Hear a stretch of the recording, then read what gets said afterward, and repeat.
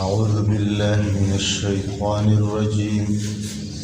بسم الله الرحمن الرحيم. ومن أظلم ممن منع مساجد الله أن يذكر فيها اسمه وسعى في خرابها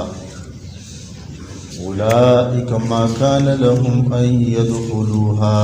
إلا خائفين لهم في الدنيا خزي ولهم في الآخرة عذاب عظيم. ولله المشرق والمغرب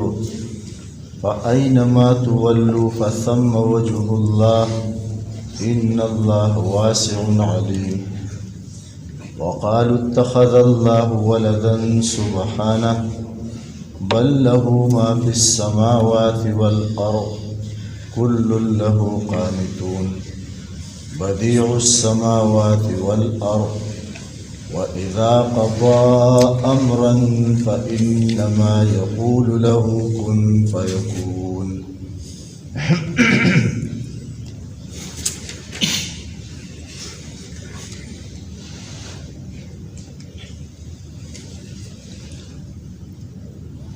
مخکې آیاتونو کریمو کې د درې قسم ډلو تذکره وشوه. یو ته یهود ویلې کېږي، بل ته نصارا ویلې کېږي، او درېیمه ډلې ته مشرکین ویلې کېږي. د دې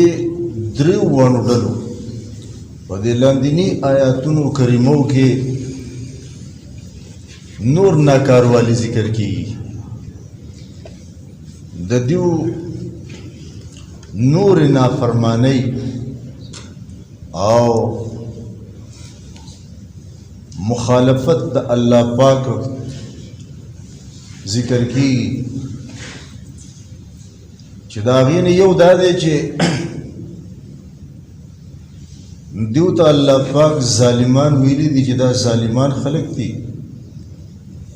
او د دیو د ظلم وجه دا دی چې دیو د الله د کورونو نه خلق منع کوي. د الله په کورونو کې خلق څه کوي؟ په هغې کې د الله پاک ذکر کوي، الله پکې یادوي، مونځ پکې کوي، تلاوت پکې کوي، ځان پکې استغفار وایي، تسبیحات پکې وایي، درود شریف وایي، نفلونه کوي، د الله پاک نه پکې سوال کوي، دعا غواړي. نو دا داسې ظالمان دي چې دیو د الله د دې کورونو نه خلق منع کوي چې په دې کې د الله پاک یاد څوک ونه کړي. دا د دیو بل قباحت او بل یو ناکاروالی چې کوم دی د دیو څه کوي لکه ذکر کوي. الله پاک فرمایي ومن اظلم څوک دی ډېر لوی ظالم ممن د هغه چا نه منعا چې هغه منع کوي خلق مساجد الله د جوماتونو د الله نه ان یذکر فیها اسمه دا ولې چې یاد کړی شي په دې کې نوم د الله، وسعى فی خرابه او دیو کوشش کوي په خرابولو د دې کې لګ چې د الله پاک دا کورونه خراب شي.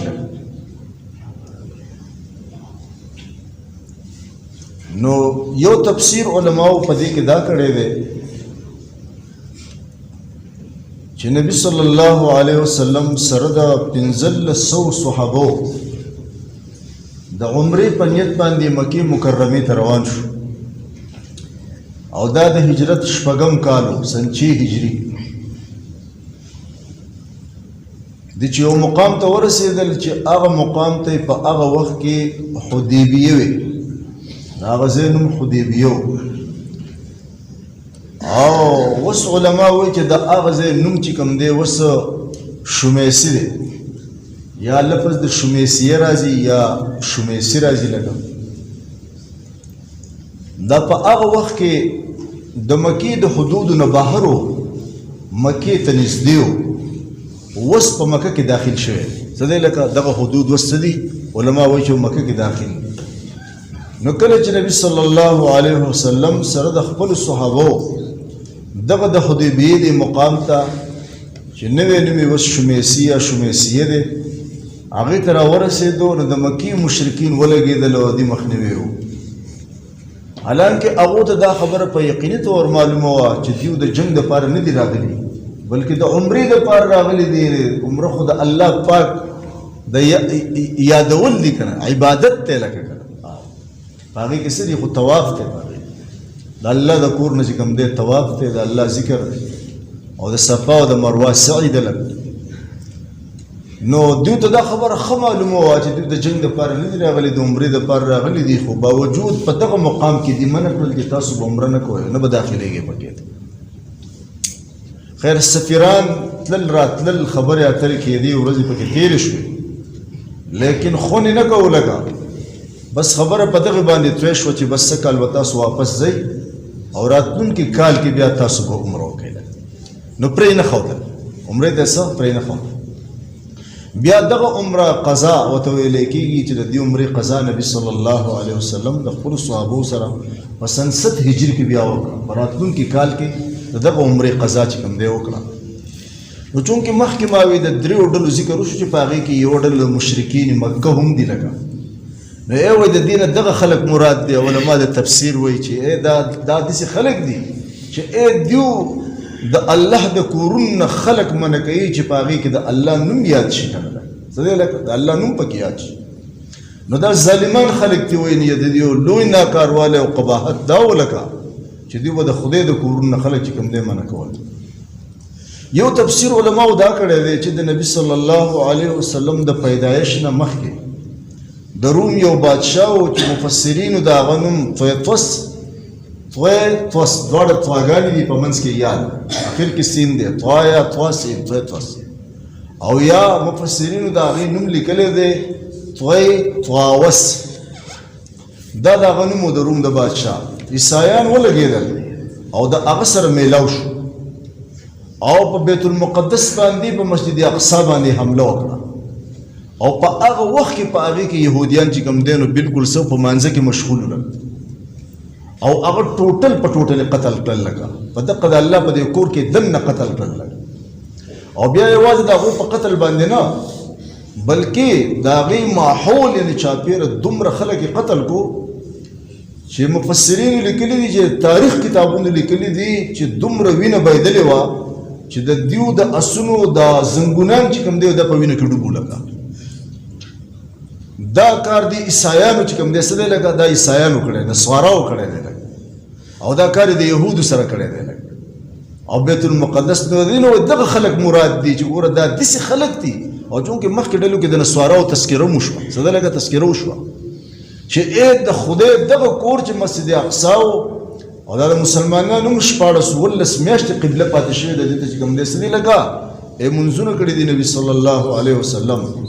نو وایي دی د خدای د کور نه او لمونځ کوو که نه لکه د الله د یاد نه پکې خلک چې کوم دی څه کوي منع کوي په دې طریقه باندې، بلکې څه کوي لکه د خدای د کور بې ادبي هم کوي لکه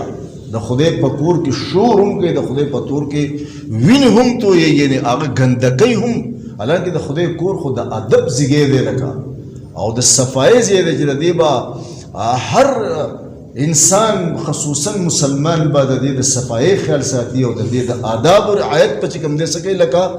ساتي به لکه د دې د تقدس خیال به ساتي، د دې ډېر احترام به کوي، د الله پاک د دې کور احترام به کوي. لیکن دې پکې دا چلو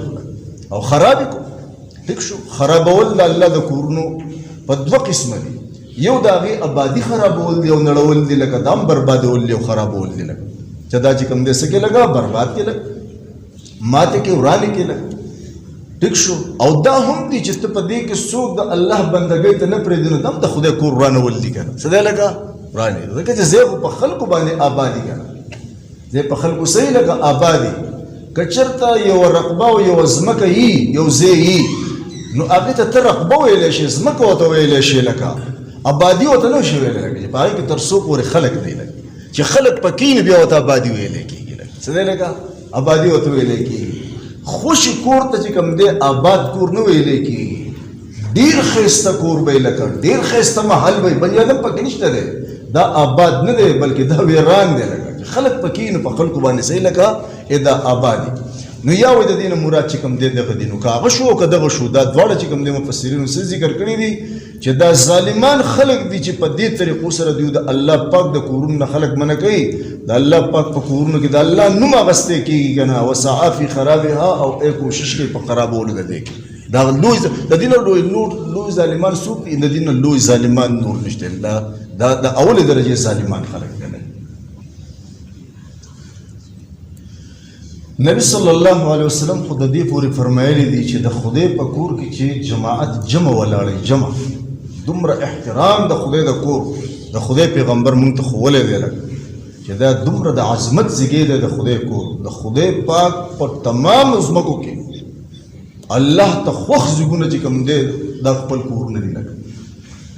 محبوب زیږونه ورته کور دی په دې کې د الله یاد کېږي که څه کېږي الله پکې یادېږي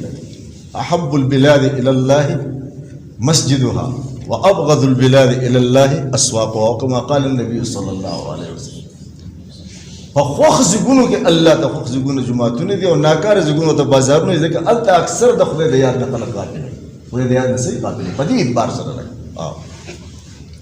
نو وایي چې د جماعت کې مونځ ولاړی کنه مونځ نو د خدای پیغمبر وایي لکه اوس مطلب امام رکوع ته ښکته شوی دی او کس دغه دی راښکاره شو وایي منډه به نه وایي د دې رکوع د لاندې کولو لپاره حالانکه نیک عمل دی که نه چې ته په دې رکوع کې شریک شي که نه لکه لیکن منډه به نه وهي وایي د خدای کور دی ډېر په ادب سره به راځي ته به راتله نه کوې وایي دې مونځ ته ان تسعونه چې ته منډې وهې لکه نه نه منډې نه منه علیکم بالسکینه وقار سر راځه بلکل یې کېږي دې ستا نه رکات څه دی لکه کېږي دې لکه په سکینه او په وقار سره چې کوم دی ته د چا ځای ته راننوتی لکه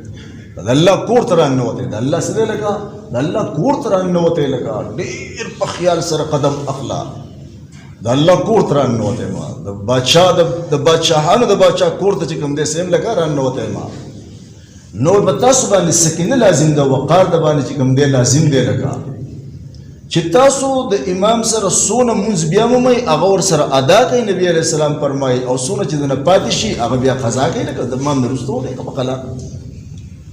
یعنې د یو رکن د لاندې کولو لپاره هم منډې والي په دې کې څه دي بند دي نبي صلی الله علیه وسلم دا هم فرمایلی دي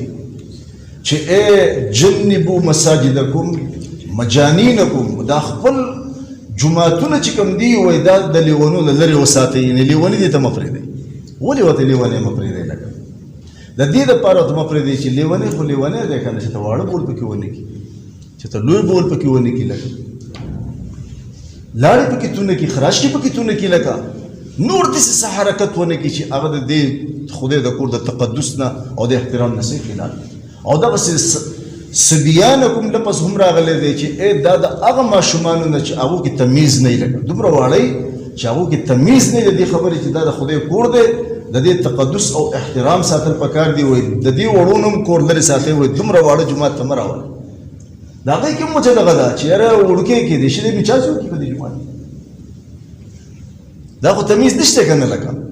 یا په دې کې منډې وهي او شور کوي چغې وباسي لکه ټیک ده او د دې د وجې نه وایي دا د خدای کورونو ته واړه مه داخله وایي چې هغه واړه ماشومان چې د هغو تمیز نه وي او لیوني ورته چې کوم دی څه کوي مه داخله وایي یو مخکې ما دا خبر وکړم دا واړه نو اوس کېدی شي زمونږ د اواز اوري مو او چې مولوي صاحب ما ته لګیا هم دی خو نه مې تاسو ته نه یا احترام د وجې چې یاره بس د خدای کور زمونږ خامخا د چا رسوا کول مقصود نه دی لګي خو داسې خو داسې دی دلته کې بایي چې ته دلته کې د جومات کې دا تا امام دی تا راوستی دی او تا تسلي شته دی چې واقعي او دته چې ته ټوټکی معلوم دی لکه او دی مونږ ته چې ته روانه روا خوی شي جایز ناجایز راته خوی شي د موقع او د محل مسله کولی شي نو الومته یو سړی خپل جومات ته راولي که نه چې دا امام دی کوم دی سبق ویلی د چا نه سبق ویلی سند یافته دی سند ورسره شته په څه پوهېږي که نه پوهېږي لکه نو چې تا تحقیق وکړو تا سړی راوستو نو بیا خبره منه بیا څه کوه بیا خبره منه لکه به تا ته ټیک خبره کوي لکه او تا ته غلطه خبره نه کوي لکه نو ته به شانتي یو کس یو ورکوټه به یې راوستو او مونږ چې کوم دی نو په بار بار دا وینا وکړه چې بهي دا واړه مه راولې هغه ځان ته داسې لوکوټې څه دغه غونته نیولی چې یاره که نه دا ولې ما ته لګیا دی مونږ چاته لګیا نه یو خو عام خبره کوو څه دی لکه عام خبره کوو او مصیبت دای چې بیا په هغه سړي کې هغه غلطي جو هغه وایي دا مولوي صاحب ما ته ویل تا ته نه وایم دا خو د اصلاح ځای دی قرآن کریم او د خدای د پیغمبر احادیث دا خو د روحاني بیمارو علاج په دې کې ښیي لکه انسان کې بیماری که نه روحاني بیماری پکې نو دا تشخیص کوي د هغه او هغه ته د هغه بیماري ښیي او د هغې علاج ورته ښیي نو هلته کې هغه بیماري په انسان کې نو وایي دا ماته دا خو د اصلاح لپاره دی چې دلته سړی راشي او دا پته ورته ولګي نو هغه الله کولی نو کیدای شي چې ما داسې مقرره تللی چې ما هغه ته ډایرکټ ویلی چې هلکه دا کار مه کوه ښه وه چې داسې مقرره نه لکه جو دا هغه وړوکو چې په جومات کې میشه ځوړ بیا یې ما ته د شرم د وجې نه دا نه شو ویلی چې مولوي صاحب اوس څه وکړو او که ما ته یې ویلی هم نو ما ورته ویم نه چې اوس څه وکړو نو دا مسله لکه ټیک ده نو دا د دې لپاره نور خو د خدای پیغمبر ویلي دي چې وایي کم سړی د سپینګیرو زموږ د مشرانو قدر او احترام نه کوي او کم خلک زموږ د علماو قدر نه کوي او کم خلک زموږ په ماشومانو باندې شفقت او د رحم معامله ورسره نه کوي د خدای پیغمبر وایي دا زموږ د امت نه لري د خدای بنده موږ دا دعوه نه کوو چې ستا په دې بچي باندې ستا نه موږ زیات خفه کېږو ځکه دا درو ټیک ته پرې ډېر زیات خفه کېږي او دا نه ده چې دا بچی د جومات ته راشي زموږ بدې شي مونږ خو خدای چې یو بچی نه پاتې کېدی چې ټول د جومات ته راتلی یو سړی بار نه پاتې کېدی سړی لکه نه پاتې کېدی او وایي دا دی چې دا شرعي احکام دي لکه مونږ له دې زده کول پکار دي مونږ له دې سړی لکه احترام پکار دی چې وایي دا خدای کور دی خبره لاړه نو بیا دغه کار پکې اکثر اوشي لکه سړی لکه دغه کار پکې اوشي لکه جو غریب بیا سوم نه وي بیا په مخ راتو او بس ټوکې لمدول او هغه ځای پاکول او څه مسله معلومه وه ما یې پرېږده چې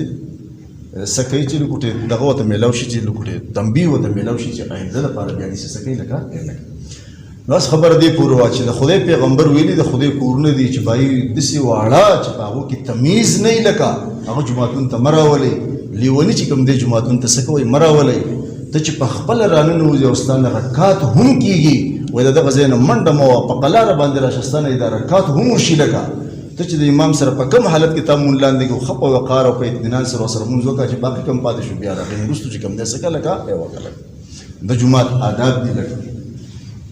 ابراهیم علیه السلام ته اسماعیل علیه السلام د الله پاک جل القدر پیغمبران دي هغو ته حکم کوي زما دا کور پاک ساتئ څه دی لکه زما دا کور پاک ساتئ د طواف کوونکو دپاره او د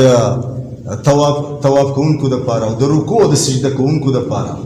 او د اعتکاف کوونکو دپاره لکه دا ټول د عبادت دي که نه لکه د دې عبادت کوونکو دپاره زما کور چې کوم دی خدای پاک خپل پیغمبرانو ته حکم کړی دی چې یاره دا څه کوئ لکه او دا پاک ساتئ لکه د خدای پاک په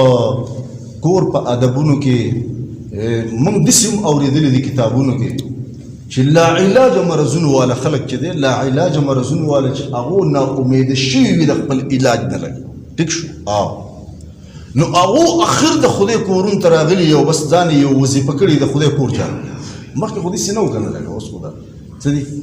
د خاورې دوړې به وې که نه نو دا به یې جارو کول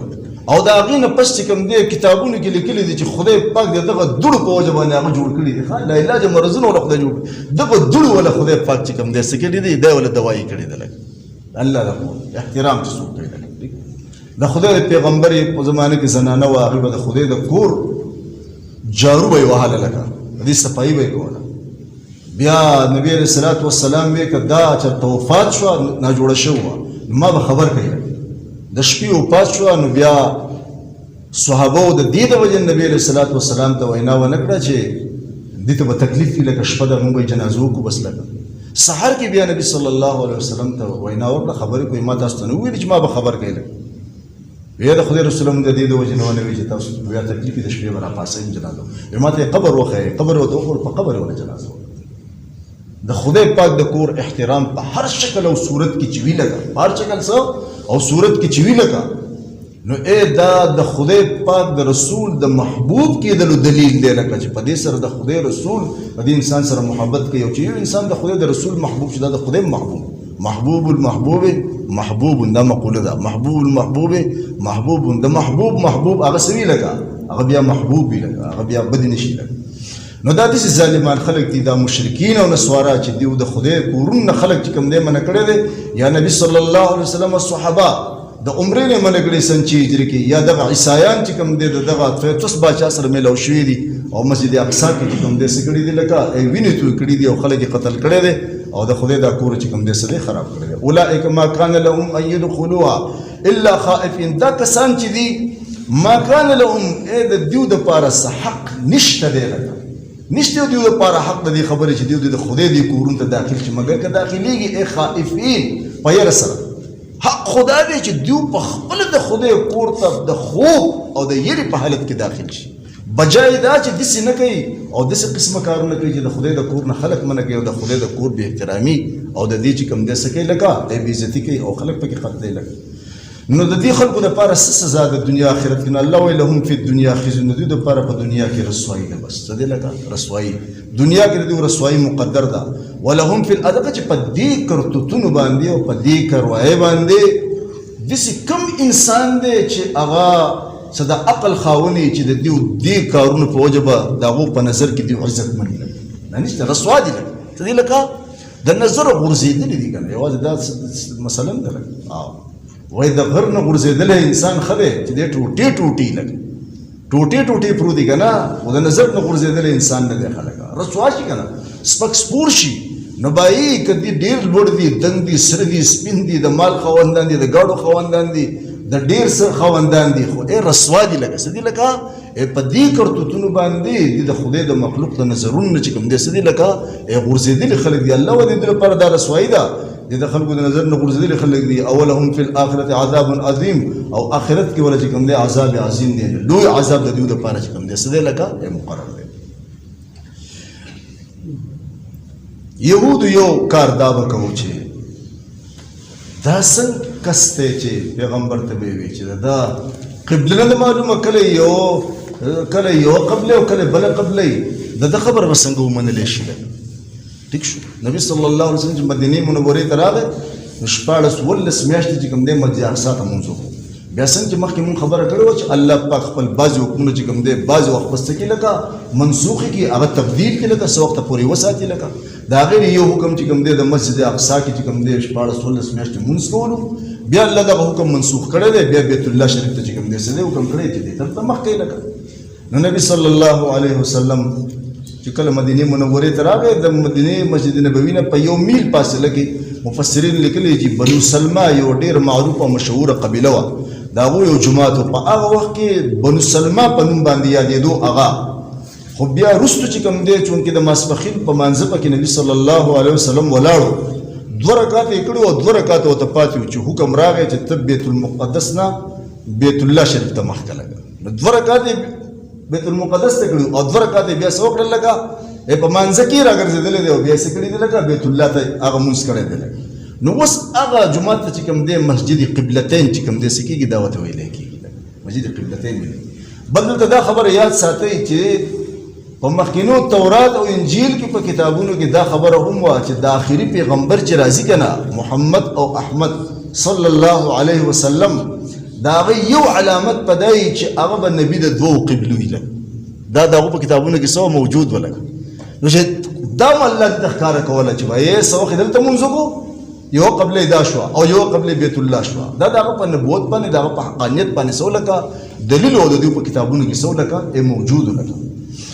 نو دغه کار چې وکړو نو بیا یهودو دا اعتراض وکړو چې یاره سړي قبله نه معلومه نو په دې سړي باندې به څه اعتبار کوي خو کله یو طرف ته مخکې مونځ کوي او کله بل طرف ته څه کوي لکه مخکې مونځ کوي نو الله پاک په دې الفاظ سره د هغو جواب کوي چې ولله المشرق والمغرب د الله دپاره مشرق او مغرب څه دی لکه مشرق هم د الله دی مغرب هم د الله دی فاینما تولوا فثم وجه الله پس کوم طرف ته چې تاسو مخ کوئ فثم وجه الله بس هلته د الله رضا ده ځکه اصل مقصود څه شی دی لکه اصل مقصود چې کوم دی مشرق ته مخ کول مقصود نه دی مغرب ته مخ کول مقصود نه دی شمال ته جنوب ته مقصود نه دی مقصود خو اصل کې د الله حکم منل دی لکه بس د دې وخته پورې 14 میاشتې د الله حکم و چې بهی ته دی بیت المقدس طرف ته مخ کا بس دا د الله په حکم عمل ولګ د طرف سره څه کار نشته لګ ټیک شو په دې کې د الله رضا ولګ او اس الله حکم کو چې وای بیت الله شریف ته مخ کا بس بیت الله شریف ته مونږ کو په طرف کې مسله نشته لګا دا الله امر اصل کې منلی دا الله حکم منلی ټول طرفونه دا الله دی او مقصود د قره په دې سره د خدای پاک رضا چې کوم دې سکیږي حاصل کیږي ځکه دې ترجمه کړي په ثم وجه الله پس هغه طرف ته رضا د الله پاک ته چې کم طرف ته د الله پاک حکمي چې په دې طرف ته زما دا حکم پورا کا او تی پورا کې بس په دغه طرف په حکم پورا کولو کې اې د الله صدا پسم وجه الله په دې کې د الله پاک رضا ده ان الله واسع علیم بشک الله پاک چې کوم دې ډیر وسعت والده او ډیر د علم خاوند دی یو بل عیب ته دي خلکو بیانې الله پاک په آیت کریمه کې چې ګوره دا يهود جو دی به د خدای زوی دی عیسایانو به ځان لوي د خدای زوی دی او پرشتو به چې کوم دی د هغو باره کې هم ویلي دیو د مشرکانو به وي چې فرشتې د خدای پاک لونه دي څه دی الله پاک د دیو په دغه عقیده باندې په دې آیت کریمه کې څه کوي رد کوي وقالت اليهود عزير ابن الله يهوديان به وي عزير عليه الصلاه والسلام د خدای زوی دی وقالت النصارى او نصارى به وي مسيح ابن الله مسیح عیسی علیہ السلام د خدای زوی دی او د مشرکین مبارکي دا الفاظ دي غالبا چې ويجعلون له البنات غالبا الله اعلم قسم د الفاظ دي په حافظ د پکشته ويجعلون لله البنات ويجعلون لله البنات او دا مشرکین د مکی چې دي کنه دوی د الله د پاره لونه ګرځي لکه دی پرشته به د خدای پاک لونه دي الله د دیو دریوانو قومونو په عقیده باندې او په نظریه باندې سکه لکه رد کوي چې د الله پاک نظامونو ته ضرورت شته او نه د الله پاک لونو ته ضرورت شته دا خو د انسانانو د پاره څنګه پکار دي چې دیو ته حاجتمند دي لکه د لونو ته حاجتمند دي خدمت ته حاجتمند دي د زامن ته حاجتمند دي سبب بیمار شي بوډا شي خدمت کوي الله پاک چې کوم دې چاته حاجتمند نه دي اخو صمد ذات ته تمام محتاج خلقو رجوع چې کوم دې د صمد ذات ته کولای کیږي د ټول خلقو د حاجتونو مرجع هغه دی لکه دا هغه چاته څه حاجت دی بچی ته او ښځې ته او لور ته چې د هغه دپاره دي بچی وي زوی دي وي یا د هغه دپاره دي لور وي یا د هغه دپاره دي ښځه وي د دې په عقیده باندې رد دی د دې یو قباحت او ناکارواله دا مو چې د خدای دپاره به زامن نیول چې د خدای زامن دي خدای ته ضرورت عیسایان به د خدای زامن دي ټیک شو کنه او د مکې مشرکین به وی چې د خدای پاک سړي لکه لونه دي وس الله وی وقالو دی وای دا ټول وای اتخذ الله ولدا ولد د ولد معنی کې دنه چې کوم دی لور او زوی دواړه پراته کله ابن لفظ راشي عربی کې هغه بچی ته ویل کېږي او کله بیت لفظ راشي نو هغه لور ته ویل کېږي او چې د ولد یا د اولاد لفظ راشي نو پدې کې اولاد یې پدې کې نارینه او زنانه دواړه چې کوم دی صحیح لکه شامل نو دی وای وقالو اتخذ الله ولدا دی وای چې اے الله نه ولید اولاد د لونه دی او زامن دي سبحانه الله پاک رد کړي دی په دې عقیده باندې الله دې نه پاک څه لکه د الله پاک په شان کې خدا عیب دی لکه ځکه چې دا د احتیاج د ودی نه خلق محتاج لکه او الله د احتیاج نه پاک دی لکه څه پاک دی ولې بل له بلکې دی الله پاک د فارض ما اغس په السماوات چې په اسمانونو کې دی ول ارض چې په ځمکه کې دی ټول په ټول سیده د الله پاک ملکیت دی لکه کل له قانتون ټول په ټول چې کوم دی د الله فرمان بردار دي لکه څه دی لکه ټول په ټول د الله پاک فرمان بردار بديع السماوات والارض بنمونه پیدا کون کې د اسمان نو د ځمکې د الله پاک دلته بدعت او خبر باندې ځان مختصر شان دی پوهه کوي یو بدعت چې کوم دی لغوي دی یو بدعت شرعي دی اصطلاحي دی لکه بدعت نو ایجاد سیسته ویل کېږي لکه یو شی نه او تنوي هغه شی چې کوم دی سکه لکه ایجاد کې لکه غړای نو او نوی ایجاد شو لکه بلب نو نوی ایجاد شو پکې نو نوی ایجاد شو گاڑی ریل نو نوی شو لکه ایجاد شو لکه دا سونه سدي دا نوی ایجاد شو دا سپیکر نوی لکه دا نوی شو لکه دا ایجاد شو دا دنیاوی سونه دي دې څه دین نه وای دې څه وای لکه دې څه دین نه وای لکه بلکې دا د یو وخت دا یعنی وقتی ضرورت ته پاره دی او خلک باغی په تور باندې سکه استعمالي چې خپل هغه وختي ضرورت په دې سره پوره کوي لکه دې څه دین نه وای دې څه وای لکه په ګاډي کې سره سوري کې سره په دین باندې عمل اس خبره دا څوک نه کوي ټیک نو دا څه دین نه دی یا ګاډي یو سره په لاس کې نو دا څه چې دا دین دی لکه دا په دین باندې دیني غنا ملک ټیک دا څه نه دی یا جاز کې چې کوم دی یو سړی ځینو لکه د ضرورت دی دی ځینو دی سوچ دا زه دین ګڼم لکه ریل گاډي کې دا زه دین ګڼم لکه بس کې دې دین ګڼم موټر سایکل سکوټر باندې دا زه دین ګڼم لکه دا دنیاوي سوزونه دي دا نو ایجاد سوزونه دي یو بدعت سره لغوي دی لکه دا سره لکه دنیاوي دا بدعت چې کوم دی د دین باس نه کوي لکه یو بدعت بل دی چې هغه ته شرعي بدعت ویل کېږي لکه سره لکه چې هغه دین نو او اے خلقو نوے ایجاد کو دینی ورته وي او د ثواب کار ورته چې کوم دی سره لکه ای وی لکه نو چې په دین کې یو کار نو او خلقو پرستو زمانه کې هغه ایجاد کو هغه ته دین وی او هغه ته کار د ثواب وی لکه ای دا بدعت دی لکه سره لکه دا بدعت دی دا ډیره لوی ګناه ده بلکې مفسرین لیکلي چې دا په کبیره ګناهونو کې لوی ګناه ده ځکه تر دې پر مفسرین لیکلي دي چې لکه یو بدعت چې دی کنه یو بدعت دا د سلو ګناه کبیرو ګناهونو نه زیاته ګناه ده او د هغې دپاره دا مثال ورکړی یو مفسر د قرآن چې د خدای په کور کې په محراب کې چې کوم دی ته د شرابو 100 بوتلې وڅکې 100 پیرې نو 100 پیرې کبیره ګناه دې وکړه که دې ونه کړه او د خدای په کور کې چې دې وکړه نو بهر یو ګناه سړی کوي نو د هغې یو وزن او چې بیا هغه ګناه د خدای په کور کې کوي نو د هغې وزن بیا ډېر سیوا کېږي لکه ټیک شو هو چې تا یو بدعت وکړو که نه لکه یو بدعت نو دا یو بدعت دا ګناه چې کوم دی د دې سلو کبیرو ګناهونو نه څه ده لکه زیاته ده او د هغې وجه څه بیانوي د هغې وجه علماو دا بیان کړې ده چې بایي که دا 100 کبیره ګناهونو ته کوې که نه خو دا ته ګناه ګڼې چې دا کار څه دی لکه دا د ګناه دی او بدعت چې انسان کوي که نه بدعت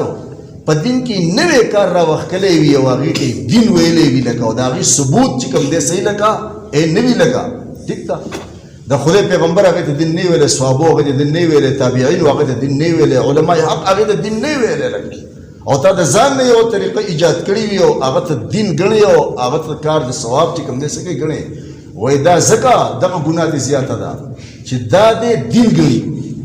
هغه څه ګڼي لکه کار دی د ګناه لوی ګناه او دی ورته څه وایي لکه دی ورته د ثواب کار وایي دی ورته څه وایي د ثواب کار بل دا ده چې د ګناه د وجې نه چې انسان ګناه ګڼي نو د دې احتمال چې د تر توبې توفیق میلاو شي لکه دی دا کار ګناه خو ګڼي که نه دا زه ګناه کوم دی بیا توبه وباسي خدای پاک ته خو چې باید یو کار ته دین ګڼي نو د هغې ته توبه هم نشته وایي بدعتي انسان ته توبه هم نه نصیب کېږي وایي او د هغې وجه هم دغه ده چې هغه ګناه نه ګڼي نو توبه دې څه وباسي لکه هغه دا د ثواب کار ګڼي لکه ټیک او نو الله پاک چې کوم دی سره الله زمونږ د بدعت چې کوم دی حفاظت وکړي نبي صلی الله علیه وسلم فرمایلی دی چې من احدث من امرنا هذا ما ليس منه فهو رد اے څوک چې زمونږ په دې دین په معامله کې یو نوې خبره چې کوم دی احداث کی یعنی ایجاد کی چې هغه زمونږ نه نه ولکه څه ولکه زمونږ په دې دین کې نه ولکه نو اے فهو رد پس هغه مردود دی نه هغه د الله پاک په دربار کې د سره څه ده لکه اے قبول نه ده لکه الله بې نمونې پیدا کوونکی د اسمانونو او څه دی لکه والارض هغه د ځمکې دی واذا قضا او هر کله چې هغه اراده وکي اے د یو کار امرن د یو کار فانما پس فخ خبر دا یقول او له هغه کار ته كن چې اوشه فیکون فشوي لکه نو په دغه عقیده رد دی چې بایي ته وایې چې د خدای زوی دی او عیسایان وایي د خدای زوی دی او مشرکین وایي د فرشتې د خدای دی ضرورت څه دی لکه د الله خو داسې صفتونو والا مالک دی چې بایي د هغه خو هر شی چې کوم دی تابعدار دی او چې کله د یو شیز اراده قدر وکړي که نه او هغه شیز ته ووایي چې موجود څه موجود شوی نو بچی د څه شي لپاره د هغه پکار دی او لور د هغه د څه شي لپاره چې کوم دی څه ده پکار دی لکه د الله اراده د شي چې کوم دی څه دی لکه وجود دی چاته احتیاط څه دی لکه نشته دی مومن او هغه څوک ته اظلمو ډېر لوی ظالم ممن د هغه چا نه منعا چې دی منع کوي خلکو لره مساجد الله د جوماتونو د الله نه ان یذکر چې یاد کړی شي فیها په هغې کې اسمه نوم د الله وسعا فی خرابها او د کوشش کوي په خرابولو د دې کې اولئک دا کسان چې دي ما کان لهم د دیو حق نشته دی ان یدخلوها چې دیو داخل شي دي جوماتونو ته الا خائفین مگر په یره سره لهم د دیو د پاره په دنیا په دنیا کې خزیون رسوایی ده ولهم دیو د پاره په آخرت په آخرت کې عذاب عظیم لوی عذاب ده ولله او خاص الله پاک د پاره د المشرق مشرق والمغرب ومغرب فاینما تولوا فسکم طرف ته چې تاسو ګرځئ فثم وجه الله فس هغه طرف ته رضا د الله ده ان الله بشک الله واسع فراخي والد علیم او ډیر په هده وقالو دی وای اتخذ الله ولد الله ولدا اولاد سبحانه الله د اولاد نه پاک دی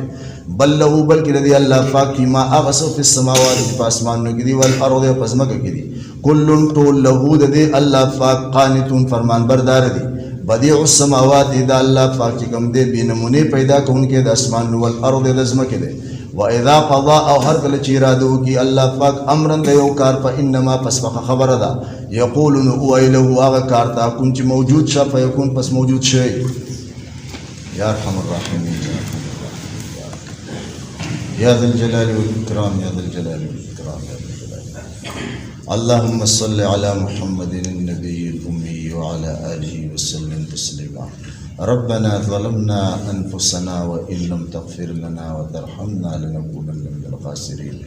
ربنا تقبل منا إنك أنت السميع العليم وتب علينا إنك أنت التواب الرحيم سبحان ربك رب العزة عما يصفون والسلام على المرسلين والحمد لله رب العالمين آمين